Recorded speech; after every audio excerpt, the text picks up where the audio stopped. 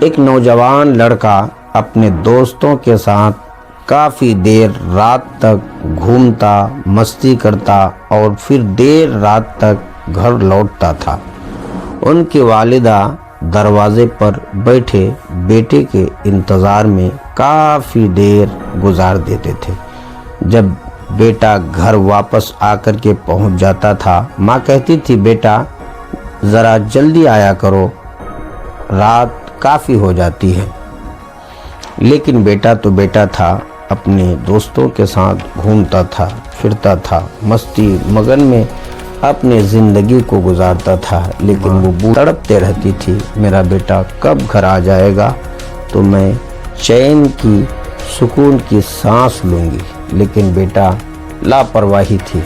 ایک دن کیا ہوتا ہے دوستوں کے ساتھ نکل پڑتا ہے گھومنے۔ رات کی تاریکی ہے، بیٹا دوستوں کے ساتھ گھومتا رہتا ہے، لیکن گاڑی کی بریک فیل ہونے کی وجہ سے گاڑی سلپ ہوئی اور دوسرے گاڑی سے ٹکر ہوا۔ بیٹے کا حال بہت برا ہو گیا، ایکسیڈنٹ بہت بھیانک تھا اور بے ہوش ہو گیا۔ لوگوں نے اس نوجوان کو ہاسپٹل پہنچایا اور ڈاکٹر نے جب اس نوجوان کو دیکھا دنگ رہ گیا کہ آخر اس طرح بھیانک حادثے میں اس نوجوان نے کیسے اپنی زندگی کی سانس لے رہا ہے۔ اور ماں کو پتہ چلتا ہے بیٹے کے ساتھ یہ معاملہ پیش آیا ہے۔ ماں ہاسپٹل کے دروازے پر اپنے آنچل کو پھیلا کر بارگاہ خداوندی میں دعا گو ہے۔ ڈاکٹر اپنے منہ میں انگلی دبائے ہوئے سوچ رہے ہوتے ہیں۔ نوجوان ہوش میں آیا۔ ڈاکٹر نے نوجوان سے کہا، نوجوان تو جس حادثے کا شکار ہوا ہے وہاں سے کوئی بچ کر نہیں آتا ہے، لیکن تو کیسے بچ گیا؟ جب نوجوان نے دیکھا میری ماں ہاسپٹل کے گیٹ پر اپنے ہاتھوں کو اٹھائے ہوئے رب العالمین کی بارگاہ میں دعا گو ہے، نوجوان نے کہا، ڈاکٹروں مجھے میری ماں کے دعا نے بچا لی ہے۔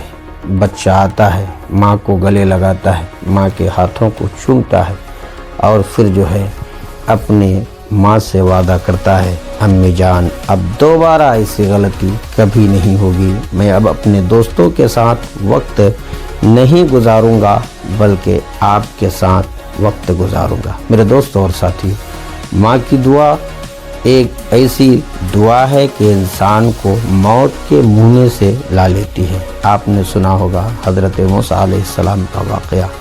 حضرت موسیٰ علیہ السلام کا والدہ جب تک باحیات تھی، اللہ رب العالمین نے انہیں کبھی آگاہ نہیں فرمایا، لیکن جب والدہ دنیا سے چلی گئی تو جب حضرت موسیٰ بارگاہ خداوندی میں پہنچ رہے ہیں، رب العالمین کا فرمان ہوتا ہے، موسیٰ اب ٹھہر ٹھہر کے آ، کیونکہ کل تک تیری ماں زندہ تھی، تیرے لیے دعائیں کرتی تھی، اب تیری ماں دنیا میں نہیں ہے، اس وجہ سے اب تجھے سنبھل کر چلنا پڑے گا۔ میرے دوستوں اور ساتھیوں، ماں باپ کا مقام و مرتبہ اللہ تبارک و تعالیٰ نے بہت ہی بلند اور بالا فرمایا ہے۔ یقیناً آپ اپنے والدین کی خدمت کریں، ان کی عزت کریں، ان سے دعائیں لیتے ہوئے زندگی گزاریں۔